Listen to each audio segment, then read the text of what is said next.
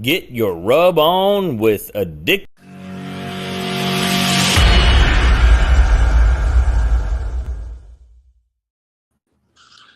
Hello, barbecue world. We are here with Rucking Fidiculous BBQ. We're going to talk tonight. This podcast or interview, whatever you want to call it, sponsored by King Louie's Meat Apostle. If you haven't tried it, give it a whirl. He makes some great rubs. How are you doing tonight? Good. How are you guys? Time out. What I messed up? That entry, Brad, you've got to clip that for our fails. This podcast or whatever you want to call it. I got to keep it lively. What is this? A podcast interview? It's not on Spotify. I don't know what it is. Video interview? What do you want to call it? Whatever. Well, there you go. You're on there for my first interview clip fail. So before I guess we'll just dive right into it. So what's your name and your team name? That's Tom Miller with Rucking Fidiculous BBQ. We're in Lincoln, Missouri. In between Sedalia and Warsaw. Yep. Saw you caught some fish last weekend. Yeah. Weekend. Caught a limit Friday and last night. We're going to head down there this weekend to the camper, but yeah, stay away from my spot. We'll be good. So where did the name come from? Now, that's what I'm curious about. Well, it's not that interesting of a story. My little brother actually used to say it all the time when we were kids because he didn't want to get in trouble for cussing. So everything was Rucking Fidiculous to him. And then when we started trying to come up with a name for barbecue, like all the cool names seemed to be taken and we couldn't think of nothing. And then we just went with it. Like, that'd be great.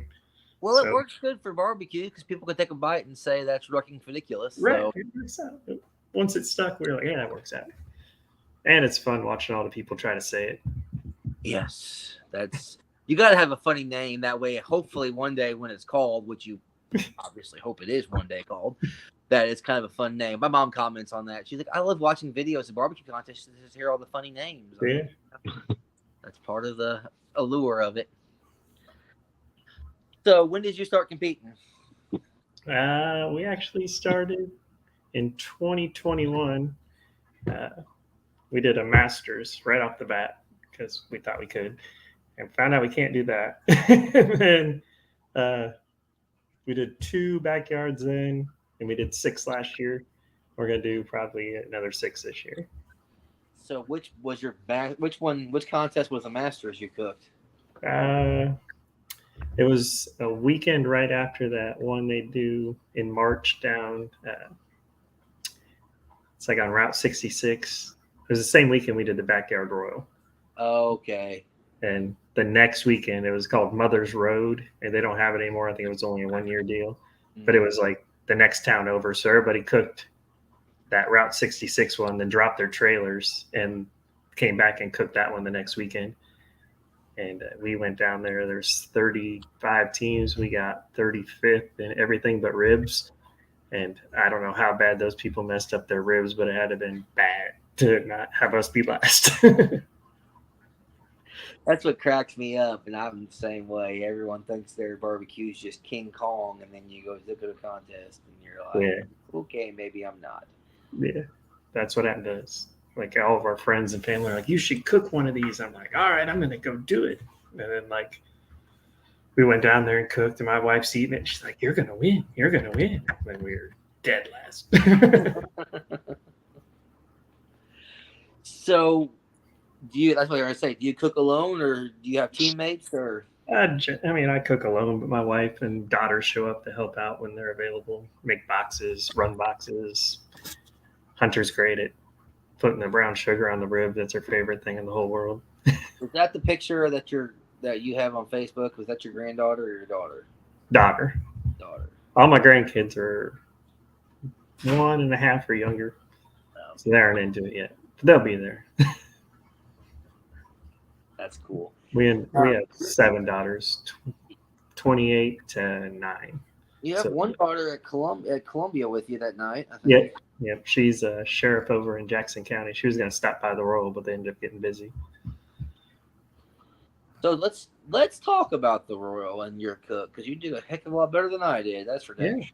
I had to make sure to get this in there. Yeah, your Sofa King awesome barbecue trophy. Yeah. That one was Brian. I kind of made the last place one. Yeah. Which we just wanted. Well, he had the idea just to have some fun with it. We figured if we're gonna have a block party up there, we might as well have some fun with it. And that was honestly probably one of the funnest contests we've cooked. It was a great time. The rain kind of put a damper on it Friday night, but it was a good time hanging out with everybody. So how'd you do with the Royal? We did 4th in chickens, 17th in ribs, 9th overall, I believe was what it was. And then it was a good cook. The chicken went well. I knew when I turned it in, it was the best chicken I ever made. I didn't think it was 4th place chicken, but I knew it was the best I ever made. The ribs, I'm never happy with my ribs. I don't know why I can't nail ribs, but I did well enough that it turned out good overall, 9th place. Yeah, that's nothing to hang your head about. That's for damn sure. Way better than I did. Yeah, I was proud of that. You cook thighs, right? Yep, we did thighs. I was decently happy with chicken, but I knew when I took a bite of my ribs, they weren't where I wanted, anywhere near where I wanted them. And I recently added a new rub, so I'm hoping that's gonna. They just didn't have any bite to them. I mean, I just took a bite and they just nothing. They're bland. Yeah, mine. That's what I fought with all last year, was that it just seemed bland, plain, ordinary barbecue. So I spent a lot of time over the winter playing with different combos and finishing dust until I found something that when I bit it, I at least had some kind of pop to it that, whether it's good or bad, at least has something there other than just a bland bite. So was that Master Series or the Royal probably the biggest contest you've cooked before? The Royal, actually. I think there was maybe 32 or 35 down there at that Masters. There's 37, I believe, at the Royal this year. And then Tahlequah, I think last year had 30 maybe. So it was a pretty big one down there too. You've cooked Tahlequah. Yeah. It's only a double, or it's only a single this year. That's right, because Warsaw, you thought about doing a rolling double. And yeah. The only issue, I thought about doing the rolling double too, but looks like by the time you get out of Tahlequah and drive the 3.5 hours back, it's be 9 or 10 at night. I don't know if the organizer of Warsaw is going to want to set people up and do maid inspections at 10 at night. No, probably not. That's weird that one's a Saturday-Sunday contest. I wonder why they decided to do that this year. Yeah, I don't know if she did it to try to avoid conflicting with Tahlequah. Which actually might, if I decided to do it, might actually work out better, because my biggest thing at contests is getting off work. Well, if it's a Saturday-Sunday, I might be able to make that work. That's the same problem I have with a lot of them, is that you show up on Friday. I don't have enough Friday vacation days to roll 4 hours away on Fridays to set up at a contest. The Saturday, Sundays work better for me, or the single days, Saturday only. Vacation? You call in sick? Yeah, that's what I need to start doing. That you just can't see yourself coming into work that right. Yeah. If I bribe the plant manager with barbecue, it'd probably go over pretty well. Just tell them you'll bring them some barbecue the next week. Be like, I'm sick, but I'll let you know on Monday how well I feel. Just bring them a brisket and say, this should be for the next 4 Fridays I need off. Yes. So who is your biggest barbecue mentor? Well, I don't know. I didn't really get into this knowing a lot of people in barbecue. I still don't know a lot of people in barbecue. It was just, I did it the once at the Masters, and then I was like, well, now I got to learn how to do this and win. Since I tried it, I want to win at it. But since trying it, I talk to you quite a bit about different stuff. Robert Jackson helps me out all the time. He'll hit me after almost every contest and ask what I thought of this or how I do that. He's always giving me pointers. Good guy. And then my ribs don't show that I talk to advice, because you kicked my butt at the Royal, so probably you take my own advice. Yeah. So. And then Ryan Kane's done the same thing. Reached out a couple times and told me different things. Try this or see if you can do that. The barbecue people are always great. Like anybody you stop and talk to, they're more than willing to give you a tip or a hint or try yours and let you know what they honestly think about it. It's like the only sport where the people you're trying to beat will try to help you beat them. It's pretty cool. Yeah, that's one thing we do love about barbecue. So what got you started even just thinking about barbecue from the beginning? I don't know. One day, probably 10 years ago, I just bought a smoker, like had nothing else to do. And started smoking meat and burning a lot of stuff and messing it all up. And then finally got to good. And then after it got good, everybody's like, oh, yeah, this would win anywhere. Of course it would win. But that's not competition barbecue. Got dogs running around. No, it's that's what I always tell people. I'm like, competition is completely different than backyard. Like my father-in-law was like, "What rub do you put on these ribs?" I'm like, "You mean one rub that's not an injection, and when I wrap it, I have a whole slew of things that go in around." I mean, yeah, just one rub. That's all I use on it. Yeah, it's the same here. When you cook for a catering event or something, they're like, "Is this what you use at the contest?" Like, no. That takes a whole lot of work and a whole lot more than you want to put into cooking 6 pork butts competition style to serve the people. It's a totally different game trying to do the competition barbecue versus just making great barbecue for your friends and family. I always say, do you want to pay $50 a slab for my competition ribs, or $20 for the regular ones? Yeah. So let me pull up my next question.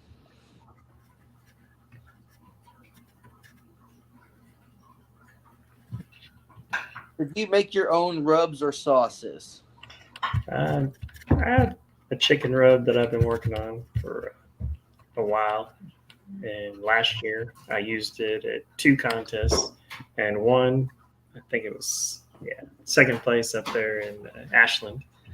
And then down in Tahlequah, I was mid-pack with it down there. It was at the end of the year. So I'm making some tweaks to it again. And I might break it out again this year at some point to see how it does. But don't you make your own chicken brine or kind of do some experiment with chicken brine? Yeah, actually, it's the one I'm using that I use at the Royal it's available. You can order it on Amazon. It's a Harvest Brine by Naturific. But John Shepard, that owns that company, is working on going to mix some stuff up for me to try, so we can see what happens with it at the next one. While we're talking about them, why don't you go ahead and give shout outs to your sponsors while we're talking about it? Yeah, this year, John and Jody Shepard with Naturific. They make Q-Salt, Harvest Brine, a whole bunch of chicken wing dusts and stuff. A lot of Sir Pork-a-Lot rib. There's a lot of products they have over there. They jumped on board and sent us some stuff to get us going this year. We were using their products last year, and they helped us out this year. And Brian Sofa King has sent us a bunch of rubs. And the Sofa King original is actually what we ran on the chicken at the Royal. Yeah, good stuff. Yeah. Once I tried that, I had another combo I worked all winter on.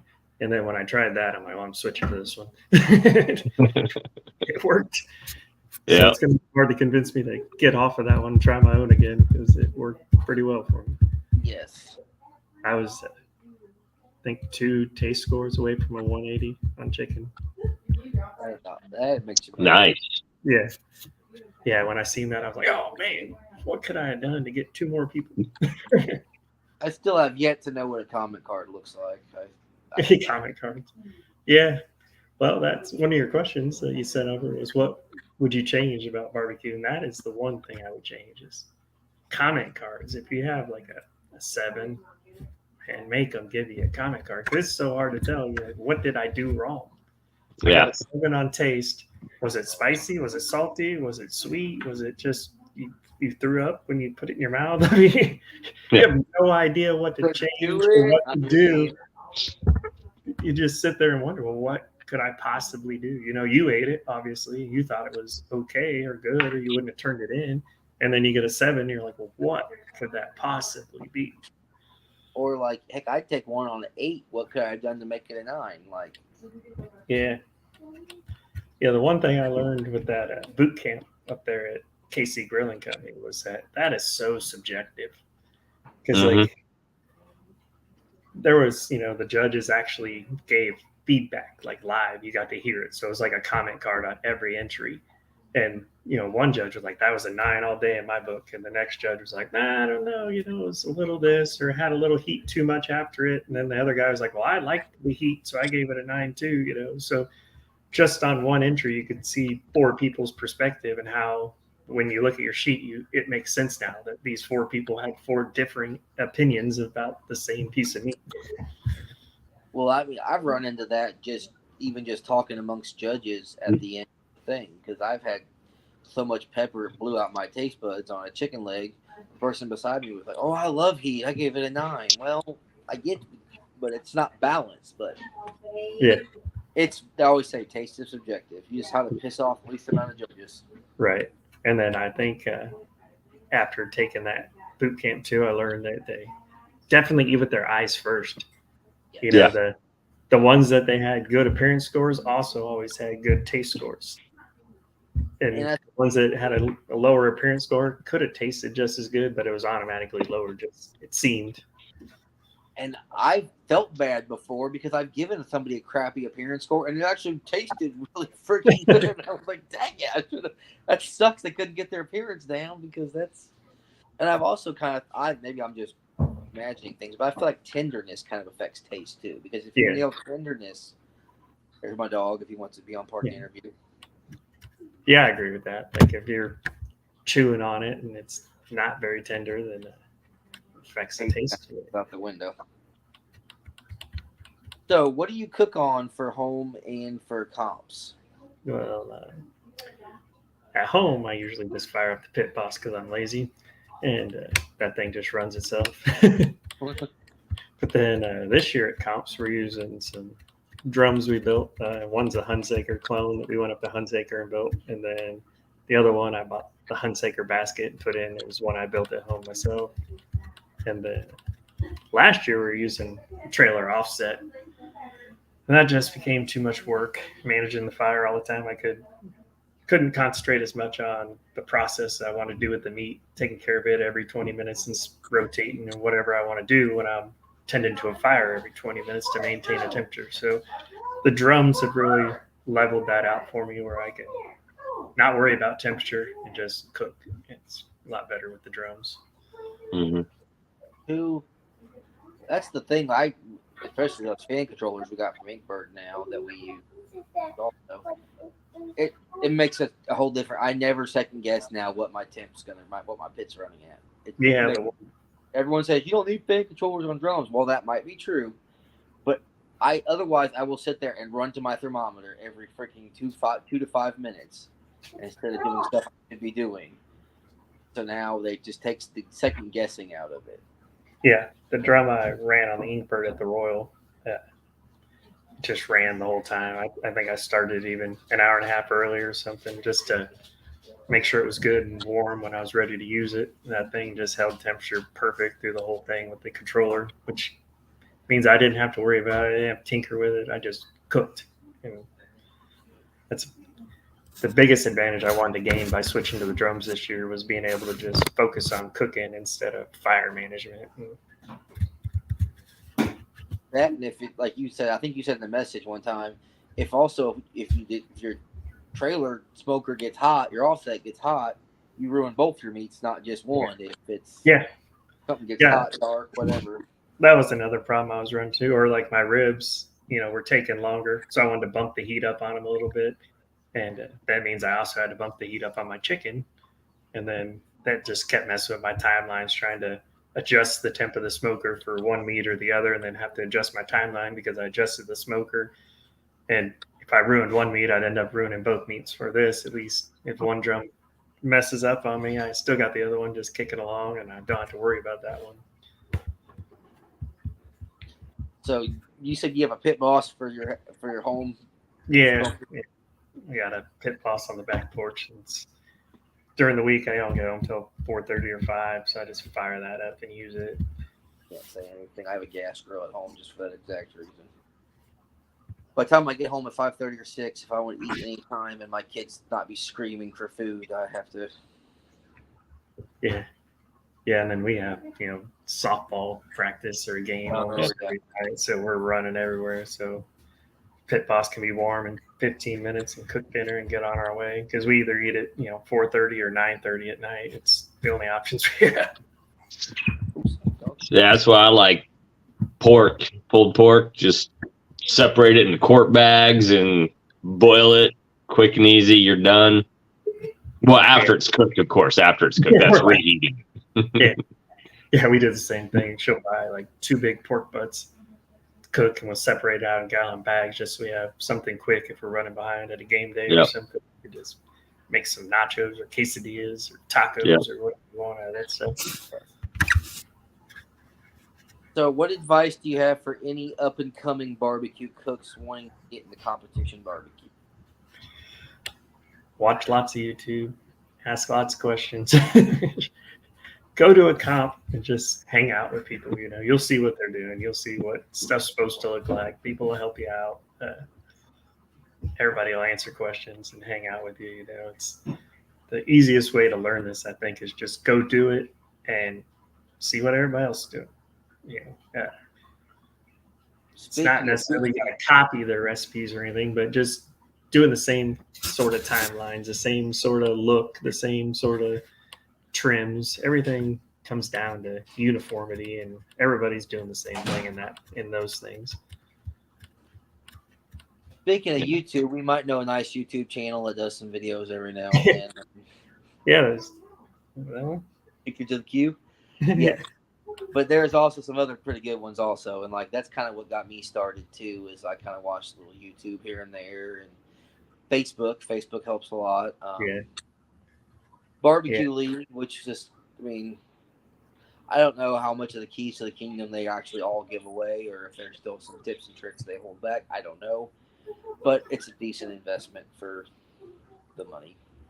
Yeah, I joined the barbecue league at the end after last year was over, and there was some stuff I learned, some tips I took, some things I took and tweaked a little bit that kind of matched what I was doing, but I didn't want to do it exactly their way. But yes, it's a lot cheaper than doing about 10 contests, finishing last before you figure it out, to go ahead and join the barbecue league or one of those.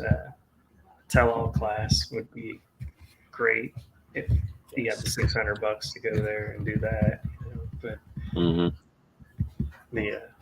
just going to some comps, that backyard boot camp at KC Grilling Company, it wasn't a tell-all, but they went through a lot of stuff, the trim wise and presentation wise, and some other little tips that help you out along the way. It was a good investment. I don't remember what it cost. It was a couple $100, but gave you a whole bunch of goodie bags, free bag of coal, all the meat to do the contest the next day. It was a good deal over there. That's like OG Bandits class. When I took that one, I didn't take anything away recipe wise. I took things to do, how to finish, build boxes, that kind of stuff is what I needed the most help in. Because they always, I think, Bum or somebody said take a class almost after you cooked a comp or two, and I took my first class before I'd ever cooked a comp, so it was like I almost needed to go back now that I've cooked one and a few and been like, oh, okay, this makes more sense now. Yeah, that's kind of how that one at KC Grilling Company with Weeze and Ryan Kane and who all was teaching up there. Since I'd done a few, some of the stuff they're saying was kind of repetitive, or I knew that, but then some of it I was like, that makes more sense to do it that way now, or I see why they're doing that because I struggle with that all the time, So it was better that I had some competition under my belt before I went up there, because I learned a lot of tips that were little things that I wasn't doing. So what is one thing you could if you could change about competition barbecue, you would change, besides cost, obviously. Cost. Yeah. I don't know. Like comment cards would be mainly the one, or I don't know, some way to get some feedback from the judges, whether you could talk to them after, like they tell you, hey, here's where these judges, if you want to go talk to them about it, they'll be over there or whatever. Something like that would be awesome, to be able to get some actual feedback on your cook.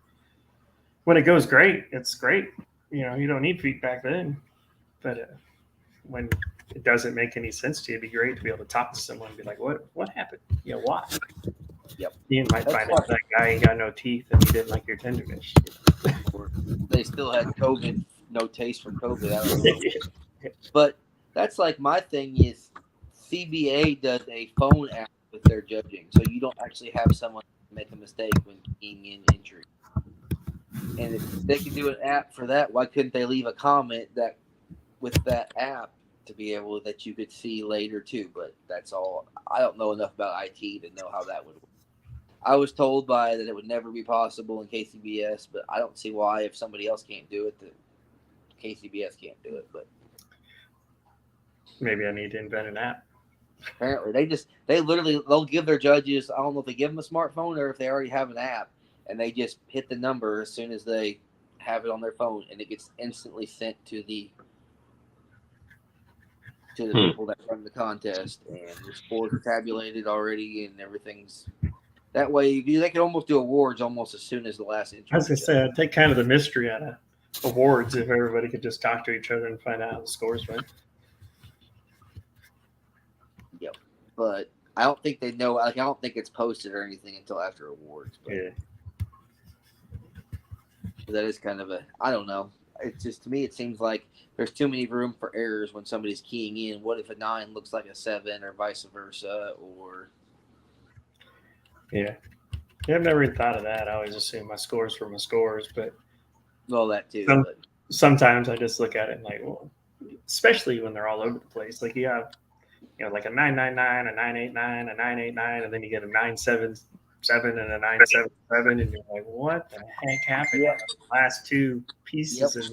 Yep.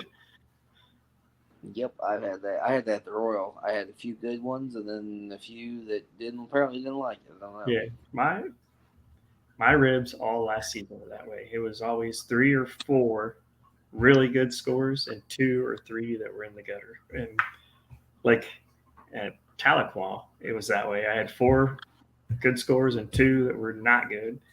And one of the I actually got a comment card there for a 999, said best bite of the day on the comment card.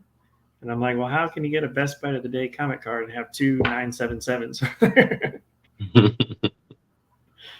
Apparently, they didn't get the same rib, I guess. Okay. They should have chewed on the same rib. They should have put the other side of the rib. Right. Turn in 1 bone and 6 20s. Well, it'd kind of be like IBCA, where they just have to saw off a piece and then eat it. So yeah. You get 1 rib, make it work. Well, Brian, do you have anything? No, just take care of that trophy for the next year, and we'll see you back in March. All right. Sounds good. So what's the future look like? You're just going to keep doing contests? Yeah, we're going to do some backyards. We're looking at, I should know this week if I'm going to be able to make it out to Derby, Kansas for that one at the end of this month. Then it looks like it's pretty boring until about July, and then it's like every weekend from July, August, October. It's pretty busy. You should cook my unsanctioned one I'm doing June 11th and 12th if you don't have anything going on. Yeah, I was looking at that one. You mentioned it. In the same day, he's Hunsaker's doing something at his shop that day too. I thought he was doing the 17th. Might be. I thought it was the 12th because he had mentioned the contest on the 12th, and I thought Hunsaker said the 12th also. I thought Hunsaker was Father's Day weekend, and then was it Ashland or whatever it is Brad's got going on? That's June 10th, 11th, 12th, somewhere right in there. Yep. Okay. That's what I was thinking, because I was looking into Hunsaker's thing to go up there. Yeah. It's Father's Day weekend. I don't know what I'm going to do. That's your weekend, right? You don't have to worry about It's Father's Day. You get to choose on that. Exactly. Mother's Day weekend, we usually tiptoe around, but Father's Day you shouldn't have to worry about, right? I mean, Yeah. No, it's gonna be set up like the morning of kind of like Ashland, and it's gonna be like chicken wings, pork steaks, and ribs, and then there's gonna be a people's choice. But coming from a cook doing people's choice, I'm gonna have helpers where you just drop it off, and it's an anonymous people's choice, not when they go around to where it turns into a popularity contest. Yeah. So you're not setting up the night before at yours? Nope, just show up that morning. The festival people really weren't too keen on. There's going to be a beer garden and a bunch of stuff, so that's while it could be fun for a contest, may not be conducive either because they're afraid stuff might get torn up. So yeah, and those you can show up the night before, go to the beer garden, drink, and all that. You just can't set your stuff up till Saturday morning. Sleep in the truck with it all in the back. Truck. Yeah, those one day ones are pretty cool. Like Ashland, we all show up. If the only complaint I had about that is we had to wait for meat inspection until everybody got there. She would have let us all inspect as we got there so we could get going, because it was like she said, I think 6:45 she's open in the parking lot. So you show up at 6:45 and stand till 8 o'clock whenever she did meat inspection or whatever time it was. I don't remember. But it seemed like it was forever before we could get meat inspection and even start anything. Yep, I was there at 6:30 hoping I could get my meat inspected. And she's like, I'm going to do them all at 8. And I still blame that as to why my ribs did so bad, because the injection didn't have time to sit in before you put them on. I injected like an hour before it went on the smoker. Yeah, I skipped injecting the ribs that day because I thought the same thing. Like, this is going to be worthless, and it might actually be harmful for it to just be sitting in there in a pool and not get to spread out and distribute. So I didn't inject ribs. I borrowed your injector that day to do chicken and ended up second at chicken. Worked out well for me. Worked out pretty good for you too that day, though. Right, yeah. So that injector worked good. I'm hoping you get your invitational invite before the year's out. Yeah, I'm hoping so too. If not, just come up and cook the open. Yeah. We took vacation that whole week already from work, so that way me and the wife are gonna do something that weekend before it, and then I'll have that week off so I can come up there. If I cook the open or the invitational, but I should be over there in Kansas for that. Nice. Glad Kansas is not in Gaston, Alabama. Yeah, it's not too far to get over to Kansas. No, I judged it the year of the COVID. No, we had to do the temperature checks and the gloves and everything. Sounds like a good time. Well, thank you for coming on. Yeah, thanks for having me. Barbecue with you.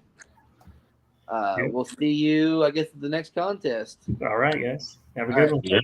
Have a good one. See ya.